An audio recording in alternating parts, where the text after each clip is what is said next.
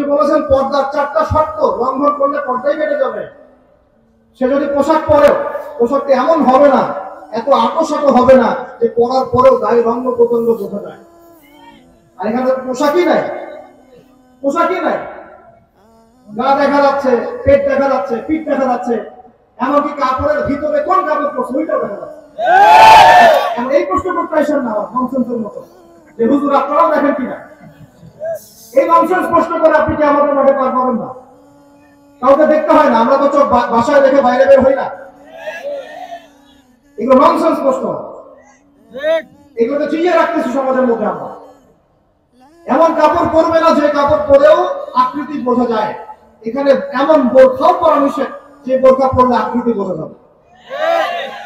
বোরখা পরে চটপটি খাচ্ছেন, বোরখা পরে একটা ছেলের সাথে বাইকে বসে আছেন, বোরখা পরে ভ্যালেন্টাইন্স ডে পালন করলেন। ভাবখানে এমন যে আপনি ইসলাম ফলো করতেছেন এবং শহীদ প্রেম করতেছেন। ইসলামটাকে এরা হাসির পাত্র বানায় ফেলবে, বরং আপনি ইসলামকে আরো অবমাননা করেছেন। একটা ছেলে একটা মেয়ে তো বেপরোয়া হয়ে একটা কাজ করলো, আপনি বোরখা পরে কাজটা করলেন কিভাবে? এমন ভাবে কাপড় পরতে নিষেধ করেছেন নবীজি যে কাপড় অমুসলিমদের সাথে সাদৃশ্যপূর্ণ হয়। 2 নম্বর মূলনীতি। 3 নম্বর, তিনি পুরুষদেরকে মেয়েদের পোশাক পরতে নিষেধ করেছেন, মেয়েদেরকে পুরুষদের পোশাক পরতে নিষেধ করেছেন, পোশাকই পরতে নিষেধ করেছেন। এখানে জিন্স আর গেঞ্জি ফ্যাশন চলতেছে।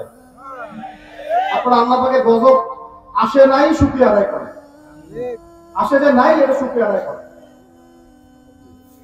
পোশাক পরতে নিষেধ করেছেন নবীজি বলছেন কোন মেয়ে যদি পুরুষের পোশাক পরে ওই মেয়ের উপরে আমি মুহাম্মদ সাল্লাল্লাহু আলাইহি ওয়াসাল্লাম অভিশাপ দিয়ে গেলাম।